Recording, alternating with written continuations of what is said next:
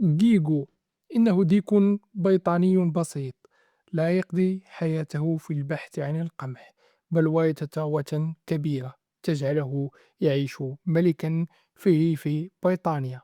بينما نحن نكافح في الطوابير العمل، يقضي جيجو يومه في نزهة ملكية، وكأنه يقول لنا حتى الديك له أقدار. لقد ورث جيجو 15 مليون دولار. هذه كلاب أوبا وينفيري. أتمنى ألا أكون قد أخطأت في الاسم. لقد ضمنت هذه الكلاب مستقبلها ومستقبل أحفادها، ولن تضطر يوما للنباح من أجل لقمة العيش.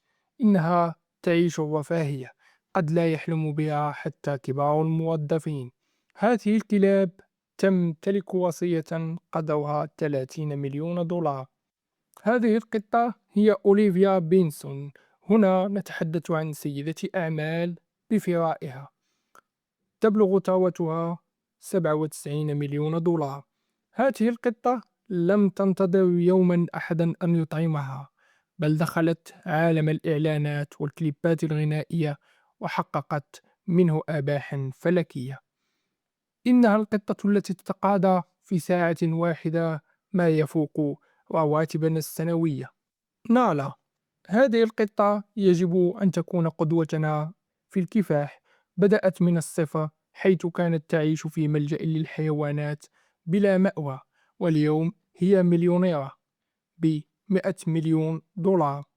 لقد بنت إمبراطوريتها عبر وسائل التواصل الاجتماعي، إذ كانت قطة مشردة واليوم وصلت إلى الثراء.